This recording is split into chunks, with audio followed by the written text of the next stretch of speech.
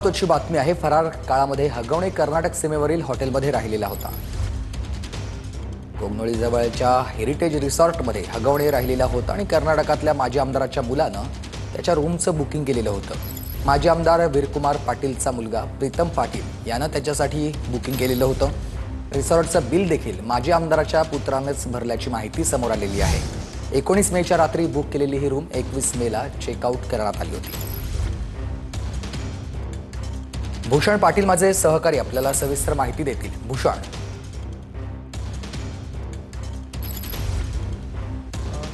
राजेंद्र हगवणे हा गेले 7 दिवस फरार होता आणि या सगळ्या फरार काळामध्ये त्यानं महाराष्ट्र कर्नाटक सीमेवर असलेल्या हेरिटेज रिसॉर्टमध्ये आसरा घेतल्याची माहिती जी आहे ती आता समोर येते। आपण बघतोय 19 तारखेला याच रूममध्ये त्यानं ही रूम त्यानं बुक केलेली होती।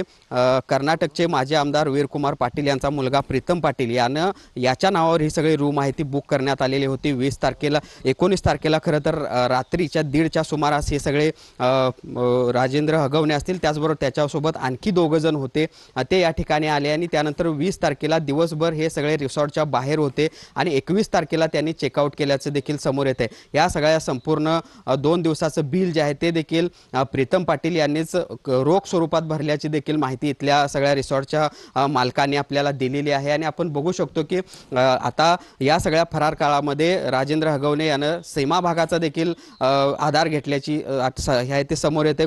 हा जो रिसॉर्ट जे आहे ते कोगनोळी महाराष्ट्र कर्नाटक सीमेवर जे कोगनोळी आहे कोगनोळीपासून मत्तिवडेकडे जाणारा जो रोड आहे त्या रोडवर असलेलं हे सगळं रिसॉर्ट आहे। आतल्या बाजूला थोडंसं असल्यामुळं फारसं कोणी या ठिकाणी येत नाही आणि याचाच आधार घेत कुठंतरी राजेंद्र हगवणे यानं इथं लपण्याचा प्रयत्न आहे तो केलेला होता। मात्र ज्यावेळी हे राजेंद्र हगवणे यांचं प्रकरण संपूर्णतः समोर आलं, माजी आमदार वीरकुमार पाटील असतील किंवा त्यांच्या कुटुंबियांना हे सगळा प्रकार लक्षात आला, याचं गांभीर्य लक्षात आलं, त्यावेळी मात्र त्यांनी यांना हे सगळं रिसॉर्ट सोडून जाण्याबाबतची विनंती आहे ती केलेली होती आणि त्यानंतर राजेंद्र हगवणे हा इथून बाहेर पडला अशी माहिती देखील आता समोर येते। आणि त्यामुळे एकूणच आपण बघतोय 7 दिवसाच्या काळामध्ये राजेंद्र हगवणे हा वेगवेगळ्या ठिकाणी महाराष्ट्रामध्ये राहिल्याचं समोर आलेलं होतं आणि आता त्यानं महाराष्ट्र कर्नाटक सीमेवर असलेल्या या रिसॉर्टचा देखील आधार घेतल्याचा आता समोर येते आणि त्यामुळे त्याच्यासोबत या ठिकाणी आणखी कोण होते 2 जण हे देखील आता पोलिसांना तपासात पाहावं लागणार आहे। मात्र आपण बघतोय की 2 दिवस त्यानं या ठिकाणी तळ ठोकल्याचं देखील समोर येते। धन्यवाद तुम्ही दिलेल्या सविस्तर माहितीसाठी।